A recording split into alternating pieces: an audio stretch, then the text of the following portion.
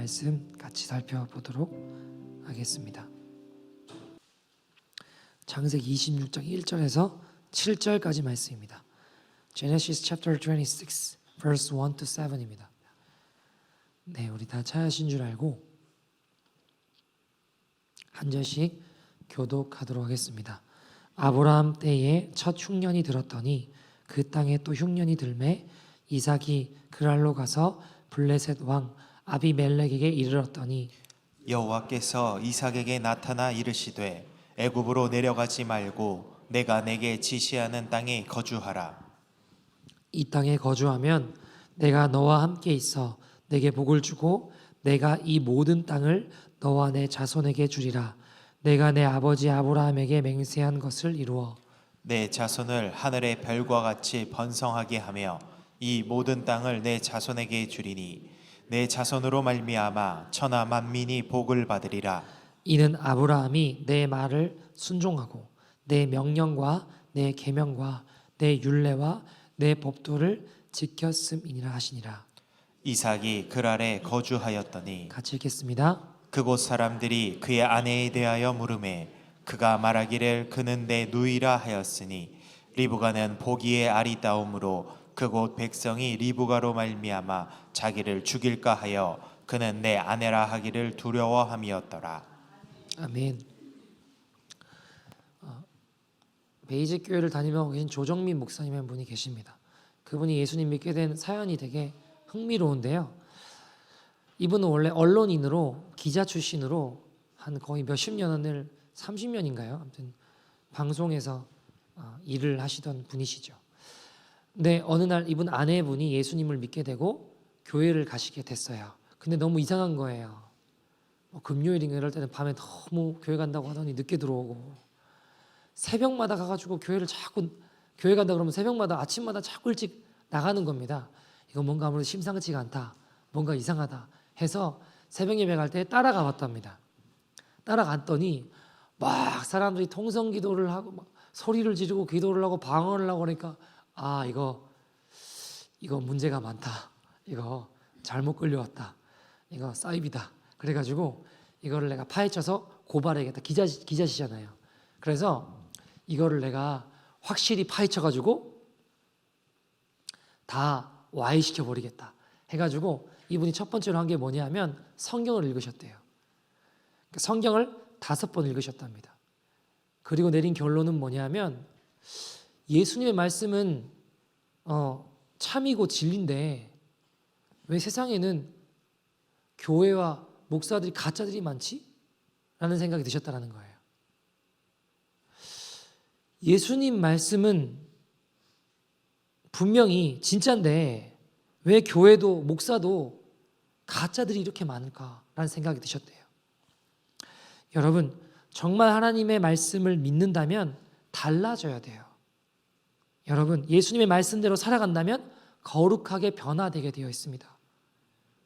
거짓과 욕심이 가득하게 살아간다면 교회를 다니며 예수를 믿는다라는 집단이 이상한 거죠. 분명히 예수님을 믿는다고 하는데 예수님 믿는다는 건 그분이 하신 말씀, 그분을 따라간다는 건데 말은 분명히 믿는다고 하는데 아무것도 변화되지 않고 그러면 가짜 아닌가라는 생각이 드셨다는 거예요. 그래서 이분이 정말 예수님 믿는 길에 대해서 고민을 하시고 그렇게 아무튼 예수를 믿게 되고 목사님이 되신 분이십니다. 여러분, 복음은 반드시 우리를 변화시킵니다. 나를 변화시킬 수 없는 복음은 복음이 아닙니다. 나를 움직일 수 없는 믿음은 믿음이 아닙니다. 우리의 신앙 고백으로 우리의 삶은 여러분 얼마나 변화되셨습니까? 여러분, 오늘 본문에 보시면 더 이상 물러날 곳이 없었던 이삭의 모습이 나옵니다. 하나님은 물러날 곳이 없는 이 이삭의 상황을 통해서 그를 다루세요. 그를 철저하게 다루십니다. 왜냐하면 여러분, 이삭은 늘 아버지 아브라함의 믿음의 그늘 아래 있던 사람이에요. 이제는 그 믿음의 진가가 드러나서 혼자 홀로서기 하면서 하나님 앞에 이제 자기 믿음으로 훈련되어지는 시간을 가지는 겁니다. 내 믿음의 진가가 드러나는 시간을 가지게 된 겁니다. 여러분, 우리도 마찬가지로 인생에 막다른 골목에 처할 때가 있어요, 없어요? 있습니다. 여러분, 오늘 이삭의 모습을 살펴보면서 우리의 믿음이 어떻게 작동돼야 되는지를 좀 살펴봤으면 좋겠습니다. 이삭이 오늘 본문에 보시면 두 가지 막다른 골목에 처하게 됩니다. 첫 번째, 엄청난 흉년이 들었습니다. 1절 말씀 보실까요? 1절 같이 읽겠습니다. 시작. 아브라함 때에 첫 흉년이 들었더니 그 땅에 또 흉년이 들매 이삭이 그랄로 가서 블레셋 왕 아비멜렉에게 이르렀더니. 아멘. 자, 여러분, 흉년이 들었어요. 먹을 것이 없어요. 가족들이 굶어요. 여러분 어떻게 하시겠어요? 여러분 어떻게 하시겠습니까? 입 좀 바꿔놓고 생각해 보자고요. 여러분, 살 수 있는 곳으로 가려고 할 거 아닙니까? 그죠? 당시에 내가 있는 가나안 땅은, 이 땅은 흉년이 들어도 흉년이 들지 않는 늘 음식이 풍족한 동네가 있었는데 어디냐면 나일 강가 이집트 땅이에요. 5,000km가 되는 나일 강가에 있는 땅은 항상 비옥하고 풍족했습니다. 그러니까 다른 사람들도, 가나안 땅에 살던 다른 사람들도 흉년이 들고 어려우면 어디로 가요? 애굽으로 가는 거예요. 이집트로 가는 거예요. 가나안 땅 주위로 가는 겁니다. 왜요? 거기는 먹을 것이 풍족하니까. 이삭이 어떻게 했을까요? 여러분 어떻게 하시겠습니까? 이삭도 그래서 그래, 여기 힘드니까 내가 이집트로 가야겠다. 내가 나일강 쪽으로 가야겠다라고 생각하고 가는 거예요. 문제는 뭘까요? 하나님께 묻지 않았다는 거예요. 그냥 가요. 이삭이 기도하고 움직였나요? 아니요. 하나님 음성 들었나요? 아니요. 상황이 닥치니까 그냥 다른 사람들이 하는 대로 따라한 거라는 거예요. 여러분 어디까지 갔나요? 1절에 보니까 어디까지 갔다라고, 어디쯤 갔다고 하죠? 그랄 땅에 왔다라고 해요. 자, 여러분 이때 주님이 나타나세요. 왜냐하면 그랄 땅을 지나가면 이제 이집트예요. 가나안 땅을 벗어나게 됩니다. 약속 땅을 벗어나게 돼요. 그러니까 주님이 나타나서 말씀하시는 거예요. 2절에서 5절 말씀, 2절 같이 한번 읽어볼까요? 2절 시작. 여호와께서 이삭에게 나타나 이르시되 애굽으로 내려가지 말고 내가 내게 지시한 땅에 거주하라. 하나님이 나타나셔서 이삭을 막으십니다. 애굽으로 가지마, 이집트로 가지마, 내가 내게 지시한 땅에 머물러라 말씀하십니다. 그러면서 그동안 아브라함이 친척 아비집을 떠나 하나님이 지시한 땅으로 가라는 주님의 말씀에 순종하였기에 아브라함과 그 후손들에게 가나안 땅을 주셨다는 말씀을 하세요. 3절에서 5절입니다. 같이 읽어볼까요? 시작. 이 땅에 거류하면 내가 너와 함께 있어 내게 복을 주고 내가 이 모든 땅을 너와 내 자손에게 주리라. 내가 내 아버지 아브라함에게 맹세한 것을 이루러 내 자손을 하늘의 별과 같이 번성하게 하며 이 모든 땅을 내 자손에게 주리니 내 자손으로 말미암아 천하 만민이 복을 받으리라. 이는 아브라함이 내 말을 순종하고 내 명령과 내 계명과 내 율례와 내 법도를 지켰음이라 하시니라. 아멘. 그제서야 이삭이 내가 믿음으로 처신하지 못했구나, 그걸 깨닫게 돼요. 다시 말하면 문제만 어렵다라고 생각했지, 그리고 죽을 것 같은 두려움에만 사로잡혔지 하나님께 전혀 묻지 않았다라는 겁니다. 이삭이 그제서야 애굽으로, 이집트로 피난 가던 것을 멈추고 그랄 땅에, 가나안 땅 끝자락에 이제 머물게 되죠. 그래서 그 순종으로 이삭이 첫 번째 만난 위기 상황에 아슬아슬하지만 어쨌든 잘 극복하게 돼요. 자, 두 번째 막다른 골목에 처하게 되는 일이 벌어집니다. 위기가 닥쳐요. 뭘까요? 6절, 7절 말씀입니다. 같이 읽어볼까요? 6절, 7절입니다. 시작. 이삭이 그랄에 거주하였더니 그곳 사람들이 그의 아내에 대하여 물으매 그가 말하기를 그는 내 누이라 하였으니 리브가는 보기에 아름다움으로 그곳 백성이 리브가로 말미암아 자기를 죽일까 하여 그는 내 아내라 하기를 두려워함이었더라. 아멘. 자, 이삭이 가족들과 함께 그랄 땅에 머무는데 갑자기 두려워지기 시작해요. 왜 그런가요? 주변 사람들이 아내 리브가에 대해서 이상한 눈으로 자꾸 쳐다보는 거예요. 아내가 너무 예쁜 겁니다. 이방 땅에서 나를 죽이고 아내를 빼앗아가면 어떡하나? 그래도 내가 아무 할 말이 없는데 이삭은 두려운 마음을 가지고 있어요. 근데 어떤 사람이 와서 리브가에 대해서, 아내에 대해서 물어봐요. 누구냐고, 이 여자가. 자, 여러분, 우리가 늘 이삭의 입장에서만 늘 많이 생각하는데 여러분, 리브가 입장에서 한번 생각해 봅시다. 여자들은 보면 확신과 공감을 원해요. 확신과 공감. 확신이 뭐예요? 사람들이 이 여자가 누구냐라고 물어볼 때 남편 이삭이 어떻게 말해주길 원하는 거예요? 아, 이 여자 리브가는 내 아내다, 내 여자다, 확신을 주는 말들을 원해요. 그죠? 근데 이삭이 어떻게 말하는 거예요? 누이다 그러잖아요. 자기 죽을까 봐. 남편이었다고 자기도 죽고 아내도 차지할까 봐 누이라고 속여요. 왜요? 자기가 살려고. 여자 성도 여러분, 이런 남자랑 살면 안 됩니다. 자기 목숨이 위급해지면 언제든지 거짓말하는 내 아내입니다. 이런 확신의 말들을 듣기 원하죠. 남자 성도님들이 잘 기억해야 됩니다. 여자는 확신과 공감을 원해요. 공감은 뭐예요? 그러니까 쉽게 이야기해 보면 여자 성도님들이 어떤 이야기들을 막 힘든 일이 있거나 어려운 얘기를 막 하잖아요. 그때 마지막에 하는 말들만 잘 기억하면 돼요. 예를 들면 아내 성도님이 뭐 이러쿵저러쿵 해가지고 너무 힘들었어요. 그러면 무슨 말을 기억하라고요? 아, 힘들었구나. 그러면 다 해결돼요. 연습을 한번 해볼까요? 근데 남자 성도님 그걸 잘 못해요. 남자들이 잘 못하고 보통 뭐라고 이야기하나요? 그거는 이래서 문제고 이건 네가 잘못했고 이거 이렇게 해결하면 되고 그래서 가정에 평화가 없는 겁니다.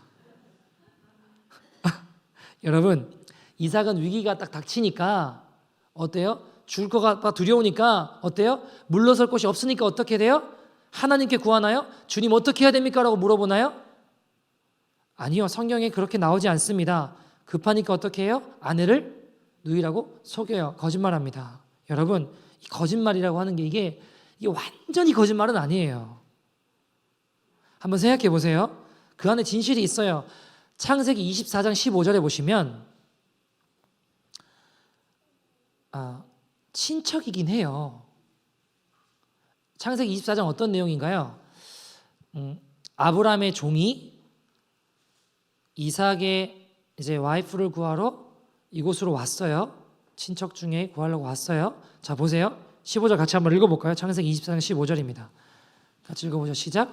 말을 마치기도 전에 리브가가 물동이를 어깨에 메고 나오니 그는 아브라함의 동생 나홀의 아내 밀가의 아들 부두엘의 소생이라. 자, 보세요. 리브가가 누구냐면 아브라함의 동생 나홀의 아내 밀가의 아들 부두엘의 소생이라. 그러니까 먼 친척이에요, 아니에요? 친척이에요. 그러면 누이라는 말이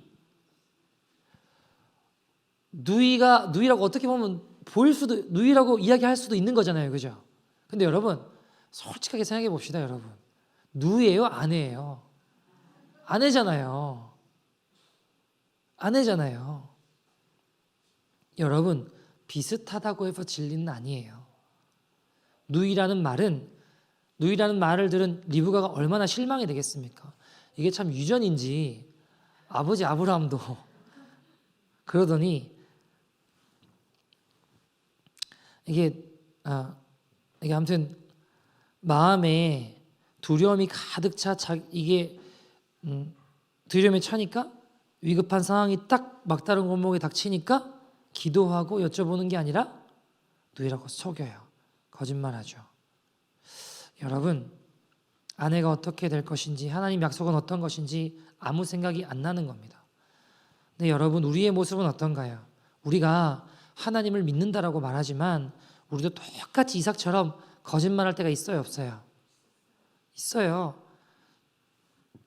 이삭처럼 믿음의 테스트를 받을 때 그럴 때 있어요. 그때 이삭처럼 급한 마음에 거짓말하면 나중에 이삭처럼 그랄 땅에서 사람들에게 엄청난 수치를 당한 것처럼 더 큰 어려움을 겪게 됩니다.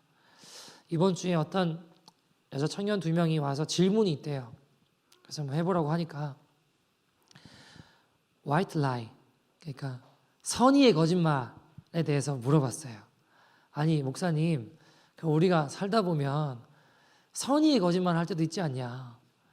근데 그것도 다 거짓말이고 회개해야 되면은 너무 회개해야 될 게 많다라는 거예요. 너무 회개해야 될 게 많고 너무 힘들다라는 거예요. 어떻게 살아 인생을 어떻게 사냐 이렇게 물어봤어요. 그래서 제가 가만히 이야기를 따라 이런 이야기를 했어요. 근데 또 한번 곰곰이 생각해 보라고. 선의의 거짓말이라고 하지만 정말 그 사람을 위함이냐고. 네가 그 당시의 상황을 위기를 모면하기 위함은 아니냐고. 그 사람 위한다고 네가 말은 하지만 내면 깊숙하게 한번 생각해 보라고.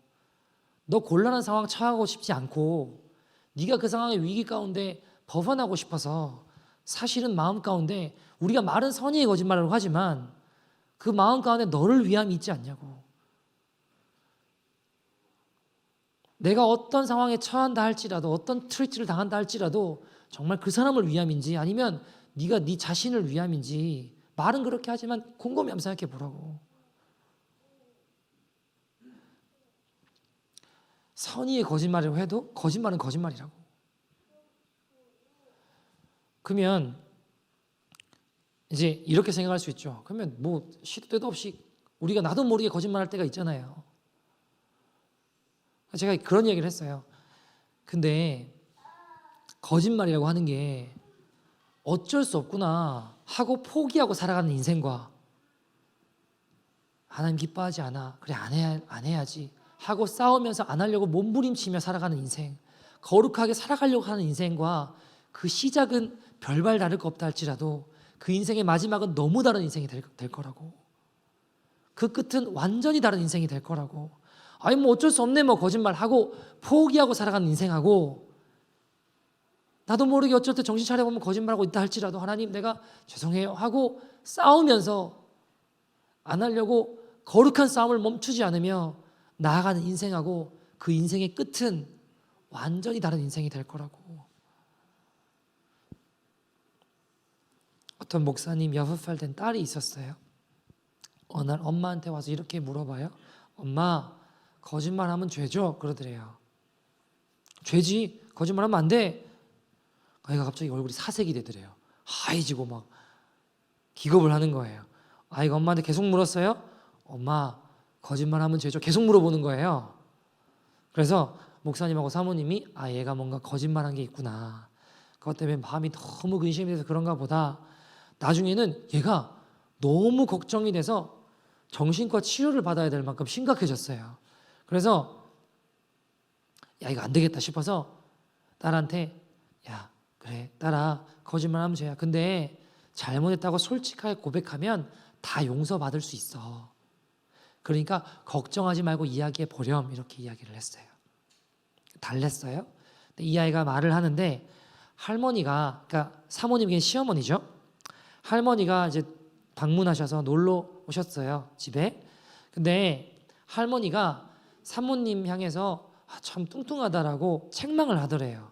이 아이가 그걸 듣고 아이 앞에서 그 이야기를 하더래요. 엄마 너무 뚱뚱한 것 같다.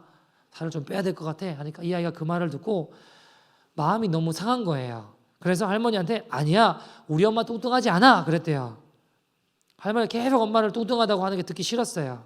그러니까 할머니가 아니야 니네 엄마 너무 뚱뚱해. 그러니까 아이는 아니야 뚱뚱하지 않아. 그러고 이제 이야기를 했죠. 근데 어느 날 아빠가 설교를 하는데 십계명을 쭉 설명하면서 거짓 증언하지 말라고 거짓말한 게 죄라고 그러더래요. 얘 가슴이 철컹 내려앉은 거예요. 거짓말하면 죄냐고. 이 아이는 자기가 너무 큰 죄를 지은 것이다 생각이 들고 그러면서 이제 엄마한테 솔직하게 통곡하면서 이야기를 하는 거예요. 엄마 솔직히 뚱뚱하잖아. 그러면서 막 울면서 이야기를 했어요. 그래서 이제 그래 이제 풀어진 거죠. 여러분 6살밖에 안 된 아이지만 제 마음에 울림이 있었습니다. 그 아이는요 하나님의 말씀을 그대로 믿는 순수함을 가지고 있었습니다. 하나님 하신 말씀이니까 거짓이 죄라고 여기며 죄책감에 시달린 거예요. 여러분 우리 알기는 다 알아요. 그죠? 근데 형편이 조금만 힘들면 경우가 조금만 어려우면 슬쩍슬쩍 거짓말하고 넘어가진 않으십니까? 나도 모르게 거짓말해요. 근데 여러분 결론이 거짓말이라고 하는 게 어쩔 수 없다라고 포기하며 살아가는 인생하고 거룩하게 살려고 몸부림치며 거짓말 안 하려고 살아가는 인생은 그 끝이 완전히 다른 인생이 될 것입니다. 여러분 오늘 본문에 우리가 이삭의 모습을 통해서 찾아야 될 메시지는 하나님의 지시를 따라야 된다는 거예요. 아무리 다급한 순간이 와도 물러날 곳이 없는 그때에 하나님의 지시를 따라야 된다는 겁니다. 여러분 이삭이 두려운 마음에 사람들 앞에 사람들이 누구냐고 리브가 누구냐고 물어봤을 때 거짓말했어요. 그로 인해서 이삭이 상당히 고생을 합니다. 그랄 땅에 수많은 사람들에게 모욕과 창피를 당하게 됩니다. 여러분 한번 상상을 해봤어요. 이삭의 표정이 어떨까?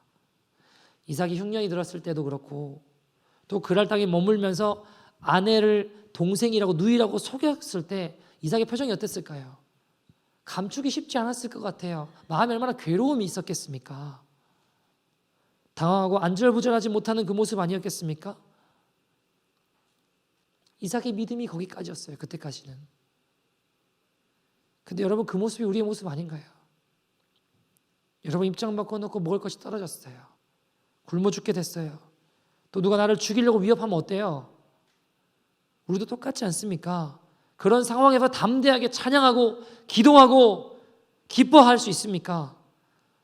인상 오만상 찌푸리고 낙심하고 염려하고 두려워 걱정하는 이 사람 그리고 저 사람 이 사람 저 사람 찾아다니며 허둥대는 그 모습이 우리의 모습은 아닙니까? 여러분 하나님의 정확한 인도를 받는 사람이 되지 못하면 우리는요 세상 사람들에게 결국 실망을 안겨주게 됩니다. 여러분 우리가 주님 따라가다 보면 세상의 미움 받을 수 있을까요? 없을까요? 받을 수 있어요. 근데 여러분 미움은 받더라도 실망은 안겨주지 말자고요. 우리가 세상에서 하나님 말씀대로 살아가잖아요. 주님의 음성에 귀를 기울여 그 말씀에 순종하고 주님 말씀대로 살아가면 너만 잘났냐 그래요. 아니 뭐 예수 믿는 사람 꼭 그렇게 살아야 되냐? 하나님 말씀이 뭐길래 그거 순종한다고 뭐가 달라지냐? 세상 돌아가는 대로 살아. 오히려 미움 받을 수 있어요. 근데 여러분 그 미움 안 받으려고 자꾸 타협하다 보면요 세상은 진짜 실망해요. 너 가짜구나. 너 아니구나. 진짜 실망한다고요. 제가요 여러분 대학 가서도 그렇고 군대 가서도 그렇고 회식이다 하면 항상 곤욕스러웠습니다. 선배나 고참이나 뭐 중대장이나 계급이 높은 장교가 술 따라주면 안 마신다고 하는 게 쉽지 않았어요. 참 욕도 많이 먹고 힘들었습니다. 여러분 다르게 살 수 있는 용기가 필요해요. 다들 이렇게 산다고 내가 꼭 따라가야 되나? 남들 다 이렇게 한다고 내가 그걸 꼭 따라해야 돼요? 여러분 내 자존감만 높으면 굳이 따라갈 필요 없어요. 계속 거절했습니다. 왜냐하면 예수 믿는다고 다 하는데요. 뭐 사람들이 적당히 맞춰주려고 타협하다 보면 돌아오는 건 결국 실망이었습니다. 그래서 거봐도 똑같잖아. 그러나 여러분 우리가 미움을 받다 할지라도 그들 속에 있는 마음 너는 다른가 보자. 그거예요 여러분. 실망은 주지 말자고요. 그리고 걸어가면 처음에는 미워하거든요. 근데 시간이 흘러가면 나중에는 한두씩 돌아와서 기도를 부탁해요. 여러분 눈치 보면서 세상 욕 안 먹으려고 따라가다가 결국 미움 안 받으려고 하다가 십자가를 버리게 됩니다. 여러분 미움 안 받으려고 십자가 버리지 맙시다. 십자가 앞에서 우리가 선택해야 되거든요. 십자가를 버릴지 나를 버릴지. 십자가를 버리면요 미움은 안 받을 수 있어요. 근데요 결국 실망합니다. 그러나 반대로 나를 버리면 십자가 앞에서 나를 버리면 내 욕심, 내 자존심, 내 생각, 내 고집 버리면 하나님 나라 이루어갑니다. 여러분 이삭이 미움 안 받으려고 하다가 아내를 누이라고 속였어요. 그러니까 주님의 뜻과 멀어지는 길을 자꾸 선택하면 안 되는 거예요. 이삭을 통해 우리가 알 수 있는 건 열심보다 더 중요한 건 하나님의 지시를 정확하게 받고 순종해 나가는 것입니다. 여러분, 우리가 예수님 믿어도 내 생각으로 내 열심으로 해서는 안 됩니다. 여러분, 이슬람 친구들이 예수님 전하다 보면 되게 적대감을 기독교인들에게 드러내는 경우들이 있죠. 왜 그래요? 십자군 전쟁이 있었잖아요. 여러분, 11세기, 13세기 걸쳐서 유럽에 있는 기독교인들이 십자가를 꽂지는 말든 가운데 십자가 깃발 들고 막 들고 예루살렘을 회복해야 한다 그러면서 중동 땅 들어가면 다 쳐부수고 죽이고 그러고 싸웠어요. 말은 여러분 들어보면 거창해요. 하나님의 예루살렘을 회복해야 된다. 거룩해 보이고 뭔가 뜻이 있어 보이고 하나님의 말씀이 있는 것처럼 보이잖아요. 근데 여러분 그들의 속마음은 어땠을까요? 겉으로 봐서는 거룩한 땅을 회복한다. 근데요, 십자가 전쟁은 교황의 정치적인 야심 때문에 또 당시 봉건 영주들의 영토를 가지려는 욕심 때문에 상인들은요, 전쟁을 통해 돈벌이 해보려고, 농민들은요, 영주로부터 벗어나 자유의 몸이 돼보려고 그 기회 잡으려고 일으킨 겁니다. 누구나 할 것 없이 모든 사람들이 다 겉으로 봐서는 거룩한 하나님의 뜻인 것처럼 보이지만 나름대로 이기적인 욕심 때문에 자기 생각대로 자기 마음대로 십자군 전쟁 일으킨 거예요. 들어보면 그럴 때도 아니에요. 왜요? 성령의 인도를 받지 않았다는 겁니다. 거룩한 척하고 바른 일 하는 것처럼 보여도 아니더라는 겁니다. 그래서 여러분 지금 복음 전하는데 얼마나 어려움이 있습니까? 거기에 들어간 선교사님은 순교를 당하면서 복음 전해야 되는 나라가 되어버렸습니다. 여러분, 우리가 신앙생활을 할 때 열심이 있다는 거 굉장히 중요합니다. 그러나 잘못된 열심은 그 결과가 무섭습니다. 우리가 먼저 중요하게 생각해야 되는 것, 하나님의 인도를 정확하게 받는 것입니다. 무엇보다 하나님의 뜻이 무엇인지 분명히 깨닫고 그 일 가운데 하나님의 인도하심과 지시하심을 따라 순종하는 것이 굉장히 중요합니다. 우리는 이런 착각을 많이 해요. 하나님이 우리 편에 서 계신가? 이게 중요한 것이 아니고요. 우리가 하나님의 편에 서 있는가가 중요합니다. 서부 아프리카 어느 부족의 추장 이야기가 있습니다. 선교사님에게 복음을 듣고 추장이야 그 부족들이 다 복음을 믿게 됐어요. 예수님 믿게 됐어요. 근데 이 부족이 너무너무 모습이 귀해서 선교사님이 감동이 되셨어요. 예를 들면 이런 일이 있었습니다. 어느 날 추장 부인이 보니까 추장이 사람들에게 하는 행동이 하나님 말씀과 달라요. 막 화를 내고 소리를 지르고 욕을 하고 비난을 해요. 그래서 아내가 남편에게 가서 추장에게 가서 소리를 높이거나 다투지 않고 남편에게 이렇게 이야기했어요. 여보, 당신이 하는 행동을 가만히 보니까 하나님 말씀과 다른 것 같아요. 하나님 말씀과 위배되는 것 같아요. 그러니까 남편이 그 말을 듣고 화를 내는 것이 아니라 그래요? 한번 살펴봅시다 하고 하나님 말씀을 읽어보니까 정말 그러네. 그리고 사과를 한다는 거, 용서를 구하는 거예요.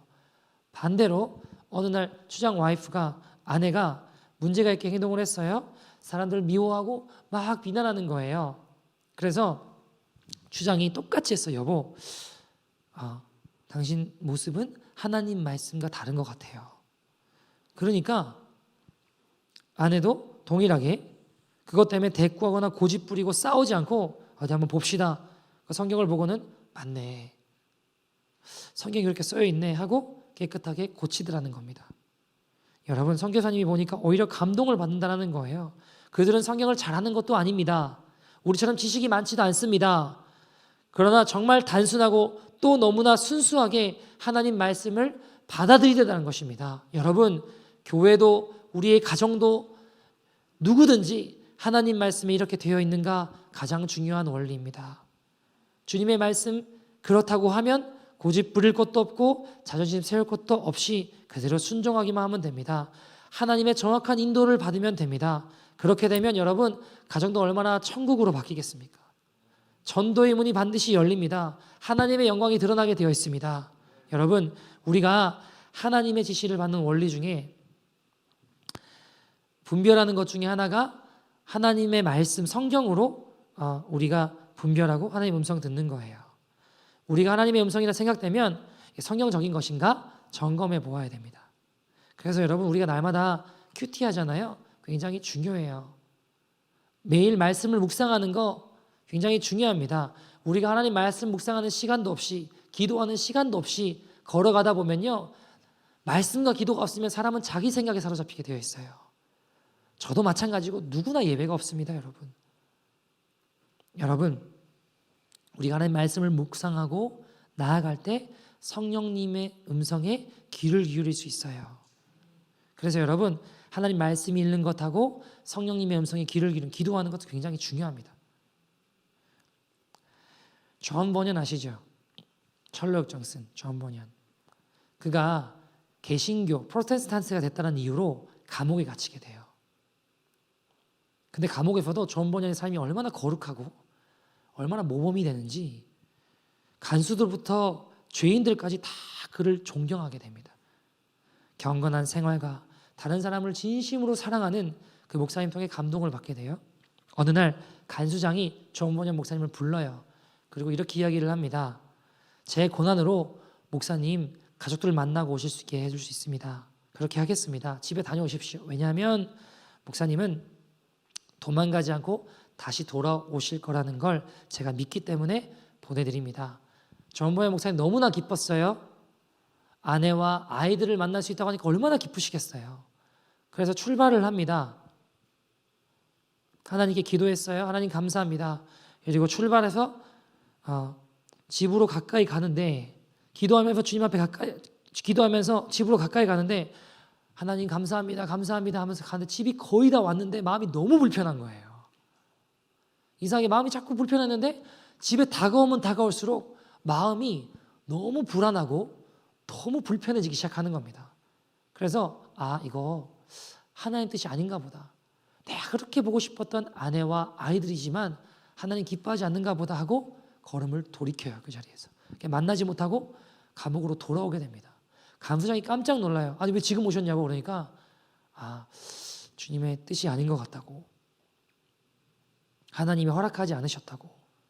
당신은 나에게 가족 만나도록 허락했지만 하나님 허락하지 않으셨다고. 그리고 자기 감방으로 다시 들어가더래요. 간수장이 너무 어이가 없잖아요.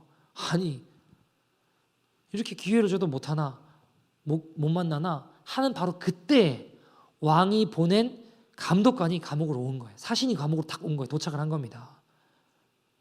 왜 왔느냐? 존 버년 목사님을 비롯하여 개신교도들, 프로테스탄트들 수용시설과 잘 감옥에 갇혀 있는지를 점검하러 도착을 한 거예요. 만약에 존 버년 목사님이 불편한 마음이 있지만 이렇게 내가 만나고 싶은 가족들을 만나게 됐는데 하고 가족들을 만나서 좋은 시간 보내겠다고 하고 있었으면 어떻게 됐을까요? 존 버년 목사님도 마찬가지고 간수장도 다 목이 날아갔을 겁니다. 목숨 부지할 수 없었겠죠. 여러분, 우리의 원함과 하나님 기뻐하시는 뜻, 근데 주님의 음성 가운데 귀를 기울여 내 원함보다 주님의 음성에 귀를 기울여 걸어가는 게 가장 복된 길입니다. 제가요 원래 제가 교회를 처음에 개척할 때 제 마음에는 이런 마음이 있었어요. 그리고 제 원함은 뭐였냐면 처음에 교회를 개척하고 사람도 없고 힘들었죠. 근데 수고하고 기도하고 전도하고 걸어가면서 이 교회가 하나님 기뻐하실 만한 아름다운 교회가 되면 제가 생각했을 때 사실 이런 마음이 있었어요. 한 150명 정도 되면 선교도 할 수 있고 또 원하는 하나님 기뻐하시는 것들 마음껏 이뤄갈 수 있겠다라는 생각이 있었어요. 그래서 아름다운 하나님 정말 기뻐하시는 교회가 되면 저는 누구나 사역자들이 누구나 오고 싶어하는 교회가 되면 저는 사실 어떤 마음이 있었냐면 그 정도 딱 되면 저는 다른 데 가가지고 저기 또 교회가 없는 어려운 곳에 가서 개척하고 거기서 수고하고 기도하고 전도하고 그렇게 또 교회를 일궈 나갔으면 좋겠다라는 마음이 사실 제 마음에 있었습니다. 그러니까 지금 150명이 아니고 훨씬 더 많아요. 그러니까 제가 기도를 당연히 해봤을 거 아니에요. 저도 하나님 교회가 너무 아름답게 잘 성장한 것 같아요. 그래서 하나님 저도 이제 저기 교회가 없는 곳으로 가서 또 개척해서 어렵지만 힘들게 또 그곳을 일궈 나가면 어떨까요? 주님 기뻐하시는 교회를 또 일어나면 어떨까요? 근데 기도를 막 했는데 문제는 뭐냐면 그 제 원함인데 주님이 허락을 해주지 않는 거예요. 여러분 제가 이렇게 말씀드린 건 걱정 안 가요. 걱정하지 않으셔도 됩니다. 걱정하지 않으셔도 돼요. 제가 이렇게 지금 이야기할 수 있는 이유는 뭐냐면 안 가니까 제가 하나님이 허락하지 않으시더라고요. 교회를 잘 세워나가라고 하시더라고요. 여러분 저는 뭐 거기 큰 교회 만들고 싶은 마음 없어요. 그러나 교회 잘 섬기라고 하시더라고요. 여러분 내 생각에 목된 길보다 주님 말씀에 순종하는 길이 가장 목된 길입니다. 하나님께서 우리를 인도하실 때 성경을 읽을 때 성경을 이제 읽을 때 또 말씀하시는 것들이 있어요. 근데 여러분 말씀 묵상하면서 사는 사람들의 생각을 통해서도 성령이 우리를 인도하세요.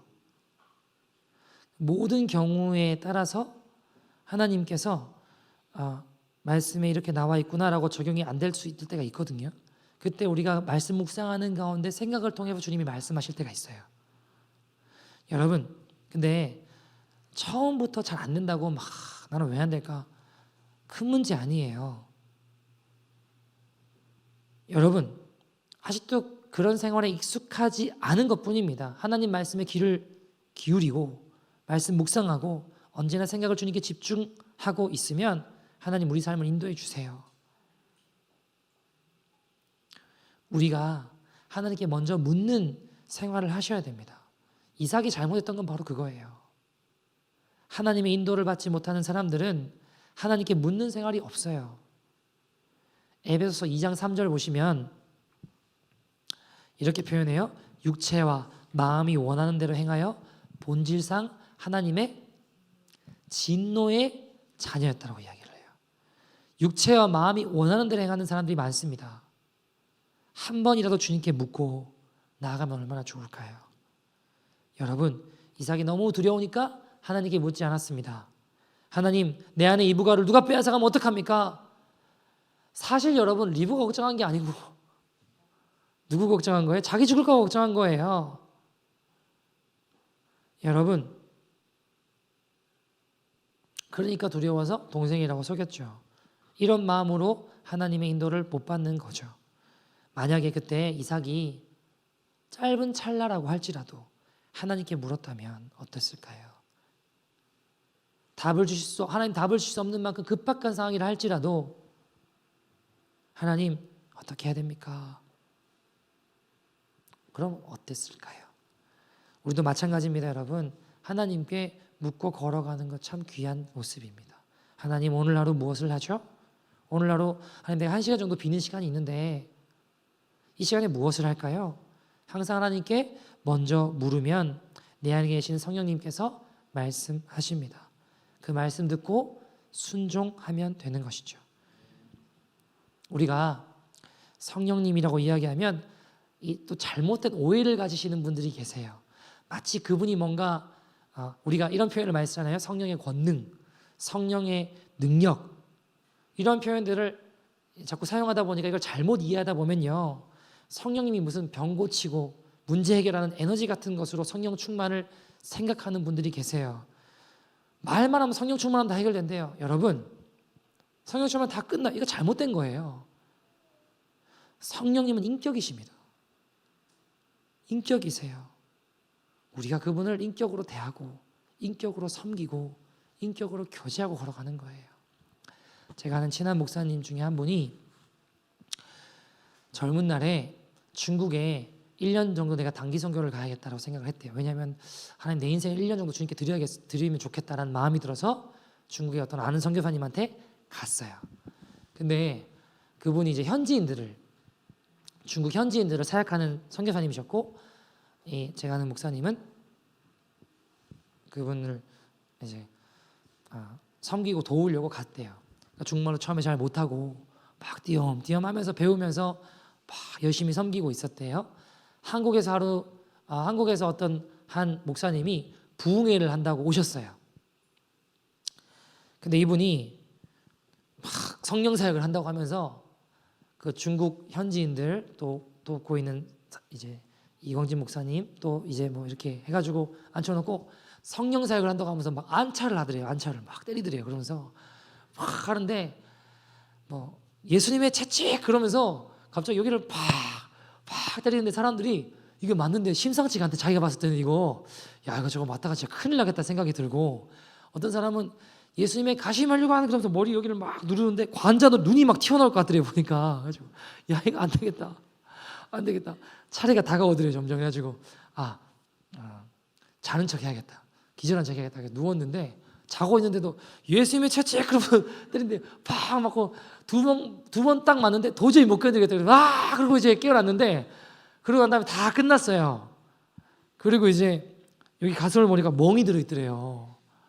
그래가지고 자기가 찾아온 그 선교사님한테 찾아가서 선교사님한테 가슴을 보이면서 선교사님 이거 보라고, 이거 뭐냐고 이거. 그 선교사님도 흠칫 놀라시더니 그니 죄야 그러고 가시더래요 그냥.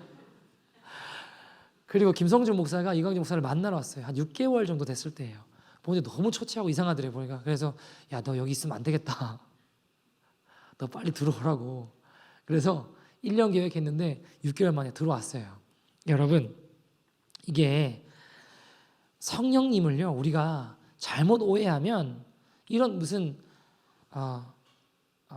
내가 원하는 대로 뭔가 능력을 행할 수 있는 그런 에너지 같은 그런 걸로 이 알라딘F 진이도 아니고 잘못 오해하게 돼요. 그분은 인격이세요. 우리가 인격으로 모시고 존중하고 대화할 때 그분도 우리에게 말씀하세요. 성령 충만이라고 하는 건 무슨 능력을 행하는 것이 아닙니다. 우리를 예수님이 걸어가신 십자가 길을 걷게 하는 거예요. 성령 충만하면 문제 해결 소원 성취가 아니라 말씀에 순종하게 됩니다. 여러분, 우리가 하나님의 지시를 따라 사는 것이 놀라운 일입니다. 그때 우리의 가정과 교회와 이 나라에 하나님의 부흥이 있는 것입니다. 제가 캐나다 와서 6월이 됐는데 나라가 난리더라고요. 온 나라가 난리예요. 6월이 되니까 뭐 TV, 신문, 언론 뭐 할 거 없이 다 레인보우, LGBTQ 뭐 동성애 난리다, 난리. 그런 난리가 없더라고요. 근데 이제 퍼레이드를 한다고, 또 3일 정도 퍼레이드를 한다고 하더라고요. 그때 여러분 제가 뭐 교회 개척할 때니까 성도도 없고 처음에 혼자 나갔거든요. 피켓 들고. 근데 왜 나갔나 생각해 보면 그냥 기도를 하는데, 하나님 얼마나 마음이 아프세요. 기독교 국가고 말은 그래도 영국 통해서 독립했지만 어쨌든 말은 문화적으로 기독교라는 나라로 알려져 있는데, 하나님 창조 질서 정면으로 대적하고 하나님 말씀에 나와 있는 것 정면으로 대적해도 아무렇지도 않고 그냥 그거 기뻐하고 웃으면서 아무렇지도 않게 살아가는 이 땅, 기도를 하는데 주님이 마음이 아프시다. 내가 이 땅 보면서 마음이 아프다. 내가 이 땅 보면 슬프다. 그러시더라고요. 여러분, 계란으로 바위 치는 걸 수도 있고, 제가 혼자 뭐 피켓 들고 나가서 회개하자고, 예수님께 돌아가자고, 여호와께 돌아가자고 한다고 아무것도 안 바뀔 수도 있어요. 저도 알아요. 근데 주님 마음 아픈 게 제가 너무 저도 괴롭더라고요. 내 목숨보다 중요한 주님이, 내 목숨보다 가장 귀중한 주님이 마음이 아프시다고 하시는데 그게 너무 견디기가 힘들더라고요.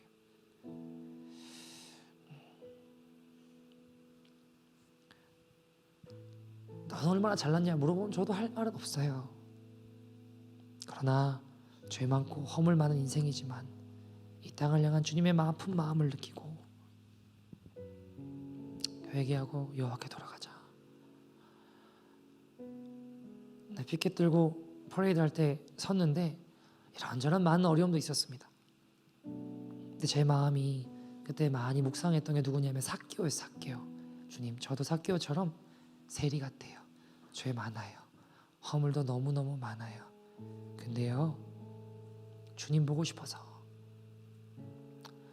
나무 위로 올라가서 주님을 바라봤을 때 아무도 주목할 것 같지 않은 그 죄인을 향해서 주님이 가시던 발걸음을 멈추시고, 삭개오야 내려와라, 내가 오늘 너희 집에 유하겠다. 주님의 발걸음을 멈추게 한 그 삭개오, 그 몸짓, 주님 저는 그거면 돼요. 주님 이 땅을 보시며 마음 아파하실 때에, 슬퍼하실 때에 잠시라도 주님의 발걸음을 멈춰, 주님의 시선이 멈춰 하나님 이 땅을 바라봐 주세요. 주님 잠시라도 오늘 이곳에, 주님 이곳에 머물러 주세요. 주님 슬퍼하시는 걸 제가 견딜 수가 없더라고요. 우리 주님만 기뻐하신다면 두렵죠, 힘들죠, 무섭죠. 근데요, 주님의 음성을 듣고 순종하는 것이 가장 복된 길임을, 우리 주님이 기뻐하신다면 내 생명을, 내 무엇을 드려본다는 무엇이 아깝겠습니까? 사랑하는 여러분, 우리가 인생을 살며 여러 가지 인생의 막다른 골목 가운데 물러설 수 없을 때 여러분, 우리가 어떻게 해야 될까요? 인생의 절망과 위기 가운데 어떻게 해야 될까요? 우리가 이삭의 삶을 통해 배울 수 있습니다. 주님의 음성에 귀를 기울이는 것입니다. 사랑하는 여러분, 그 길을 향해 나아갈 수 있는 믿음의 인생이 되기를 소원합니다. 하나님의 음성을 듣는 것이 위대한 삶을 만듭니다. 여러분, 우리의 삶도 지금 똑같아요. 우리 방황하는 까닭은요, 하나님의 정확한 지시를 따르지 못하고 있기 때문입니다. 우리가 얼마만큼 큰 죄를 많이 저질렀나? 여러분, 그거 문제되지 않아요. 우리에게 필요한 건 내가 어떤 자인지 깨닫고 주님의 음성에 귀를 기울이는 거예요. 하나님, 내게 말씀해 주십시오. 주님, 오늘 내가 주의 말씀하신 음성을 듣기를 원합니다. 오늘 말씀 가운데, 기도 가운데 하나님, 내가 깨닫는 대로 순종하겠습니다. 주님, 제게 무슨 말씀하길 원하십니까? 마음으로 솔직하게, 진지하게 우리 같이 한번 기도했으면 좋겠습니다.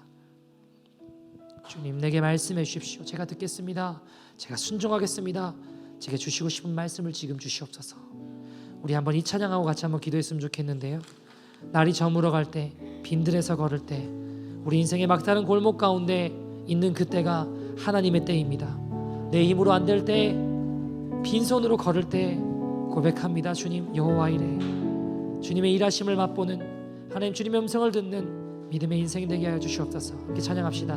날이 저물어 갈 때, 날이 저물어 갈 때, 빈들에서 걸을 때, 그때가 하나님의 때. 내 힘으로 안 될 때, 내 힘으로 안 될 때, 빈손으로 걸을 때, 내가 고백해, 여호와 이래. 주가 일하시네, 주가 일하시네, 주가 일하시네. 주께 아끼지 않는 자에게 주가 일하시네, 주가 일하시네, 주가 일하시네. 신뢰하며 걷는 자. 우리 목소리 높여서 고백합시다. 날이 저물어 갈 때, 날이 저물어 갈 때, 빈들에서 걸을 그때가 하나님의 때입니다. 하나님 막다른 골목 같고, 하나님 사방이 막힌 것 같은 그때, 하나님 내 힘으로 안 될 그때, 빈손으로 걸을 때, 안될 때, 빈손으로 걸을 때, 내가 고백해 여호와 이래, 내가 고백해 여호와 이래. 주가 일하시네, 주가 일하시네, 주가 일하시네. 주께 아끼지 않는 자에게 주가 일하시네, 주가 일하시네.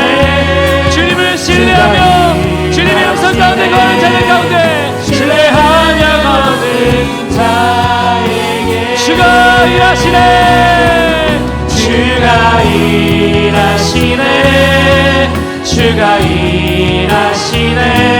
주께 아끼지 않는 자에게 주가 일하시네. 주가 일하시네. 하나님 주님만을 신뢰하며 주님의 음성 가운데 길을 이르는 가운데 주님을 역사하시고 말씀하셔서 주님 신뢰하며 순종하는 가운데 주님 역사해달라고 그냥 같이 주인을 부르고 동서로 기도합니다.